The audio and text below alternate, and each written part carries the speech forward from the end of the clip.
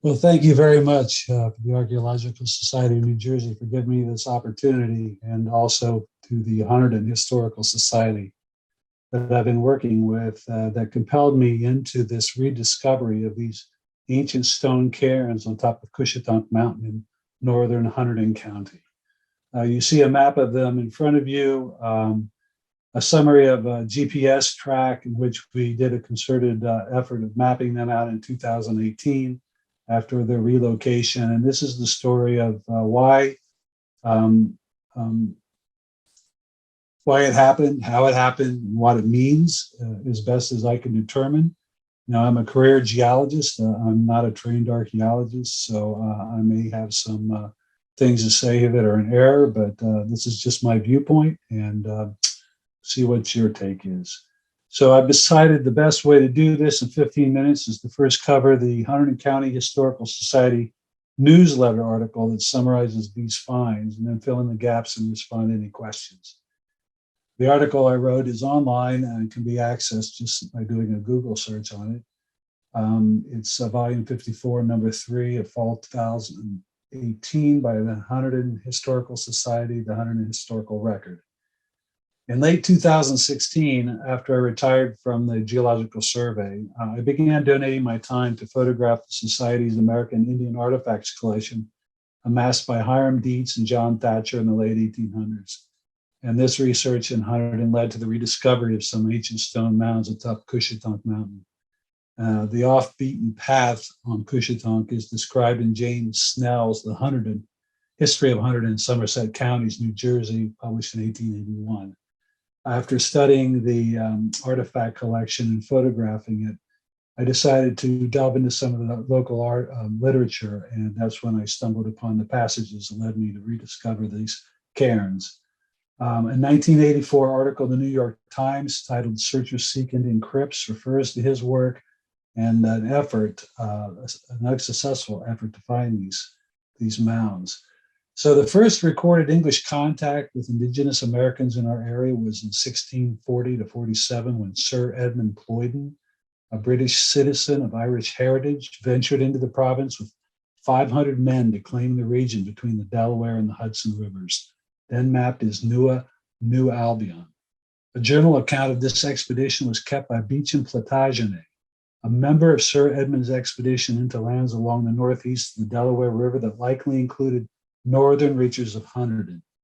And as chronicled then, 23 kings were chief commanders of the region, including 2 Raritan kings in the north next to Hudson's River.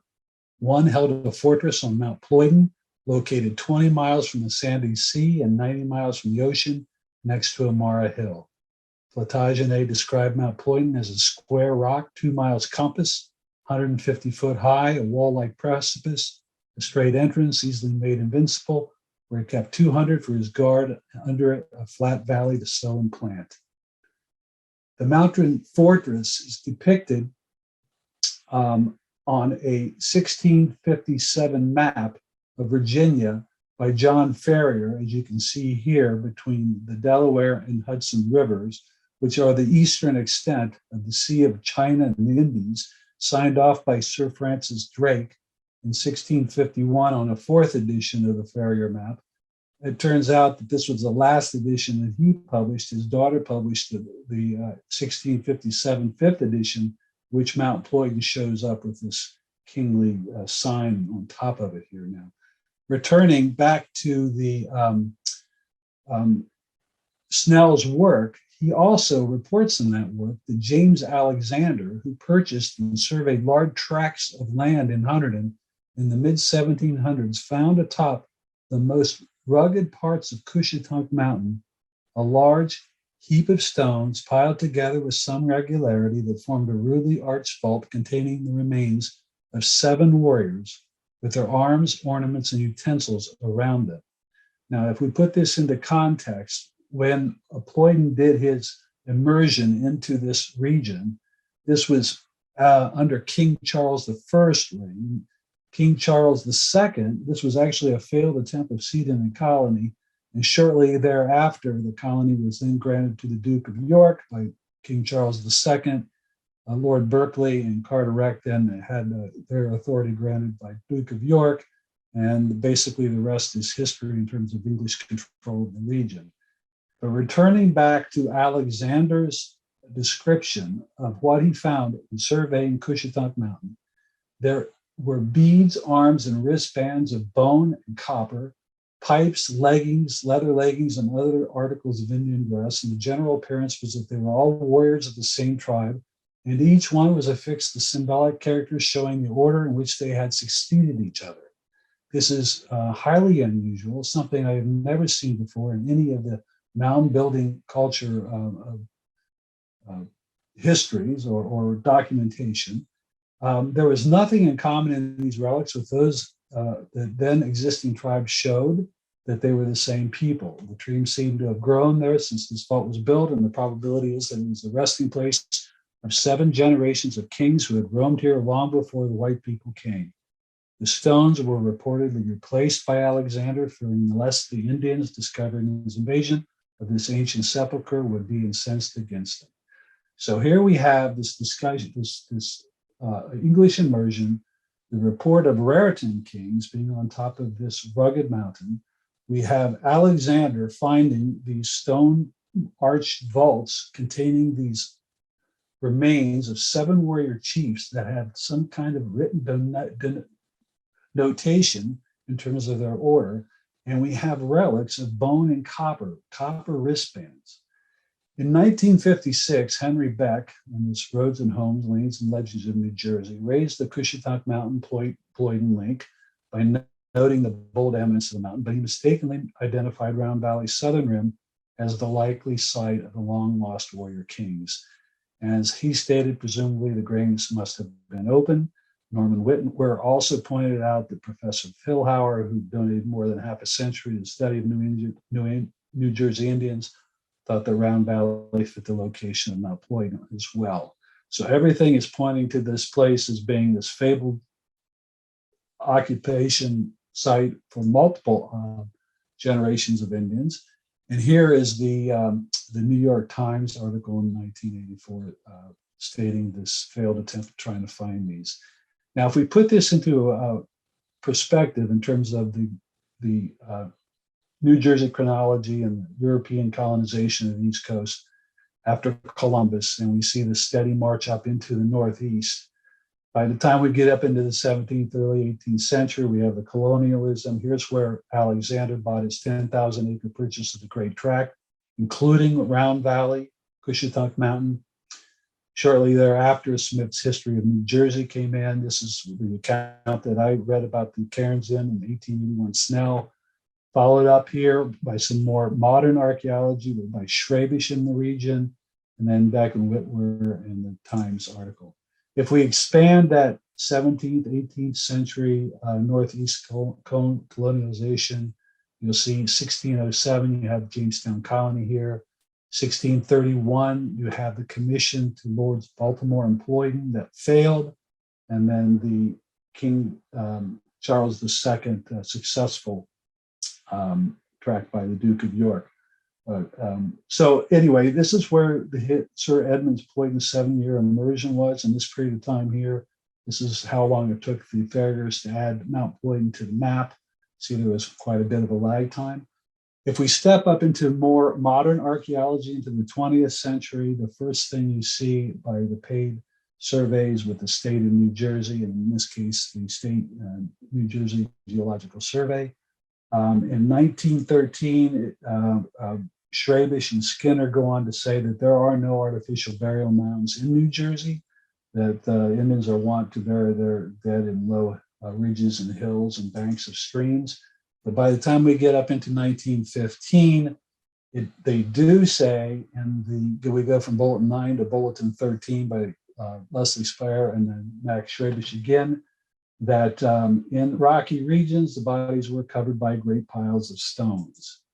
In 1917, with a big map of Warren and Hunterdon counties and the locations of Indian villages and grave sites and other localities, we focus on Flemington because Flemington seemed to have been attracted to this region by the occurrence of immense argillite deposits, as previously mentioned by Ian in earlier talk. By transcribing those villages onto modern maps using GIS, you can see where those village sites were in the Lakatong Formation in and around the Flemington area. And here's Cushitunk Mountain right here, where the cairns were found right up in here on top of the trap rock, similar to the Sauerland Mountain uplands. Now, in 1846, we also find in newspaper references to these numerous Indian graves arranged in rows surrounded by stone piles around each mound. And if you look into the nature of the mound builders, towards the end of the Archaic, shortly before 3,000 to 4,000 years ago, some societies in the eastern woodlands began burying their dead in low natural ridges. And then around 1000 BC, perhaps earlier, mortuary rites assumed increasing importance and complexity. People began building small artificial mounds under which their dead were buried.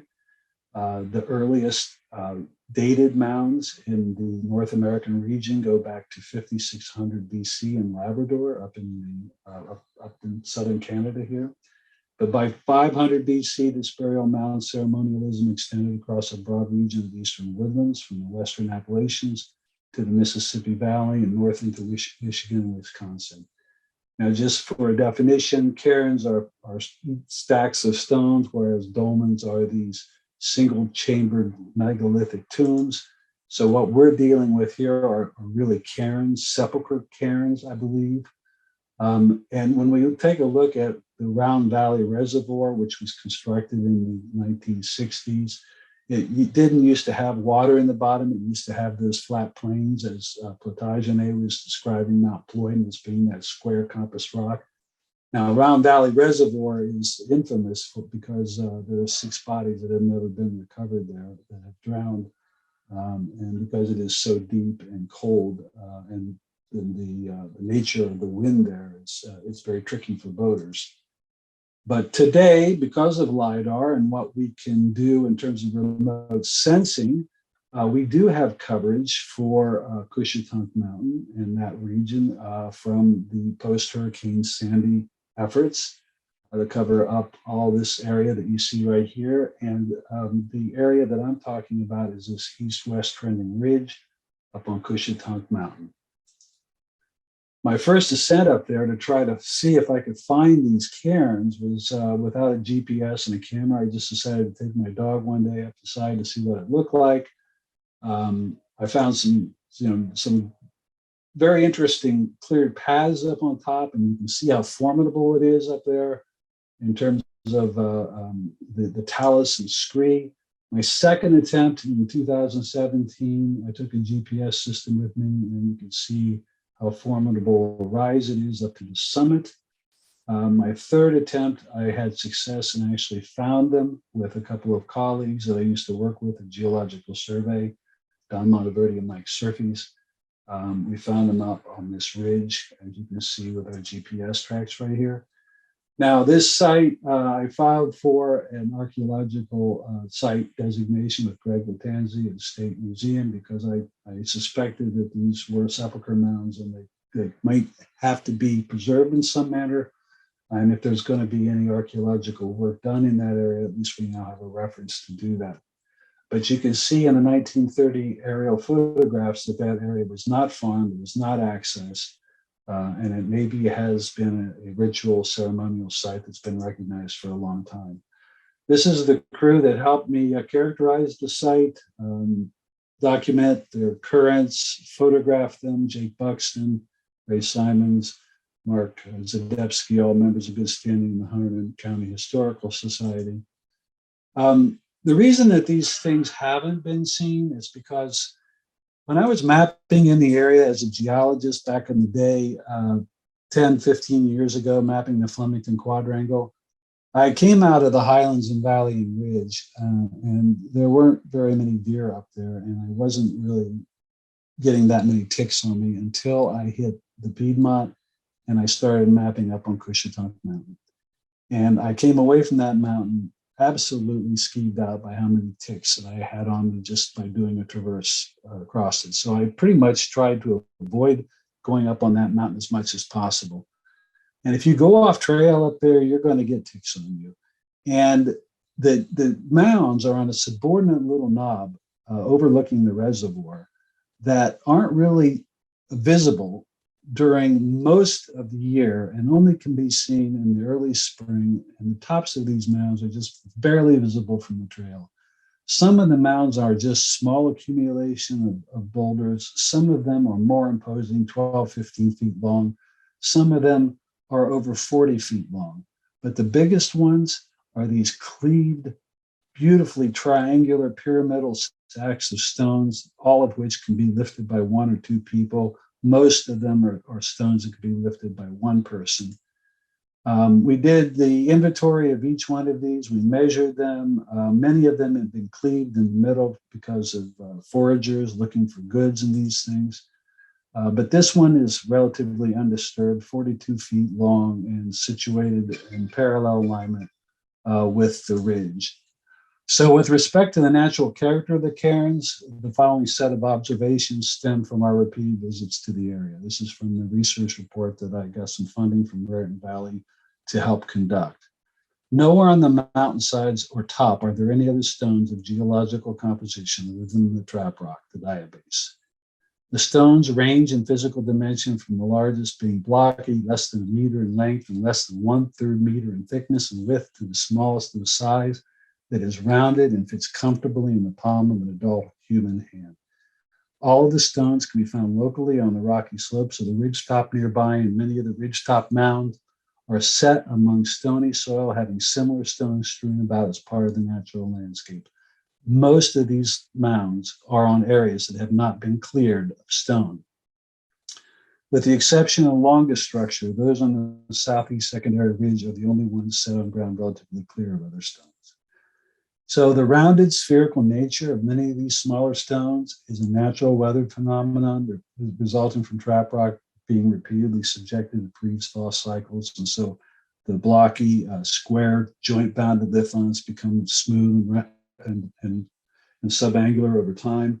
But as you can see on the top of many of these, you'll get small stones that are probably laid in reverence from people walking up past these graves and then putting on stones as they pass them through time.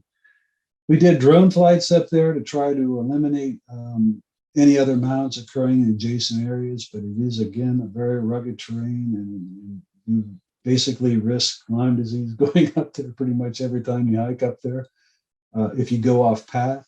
This work was done by Ben Bradner, volunteered his services. We ended up doing multiple GPS trips trying to see if we could find any other cairns. We did our best to delineate an area of which they occur within.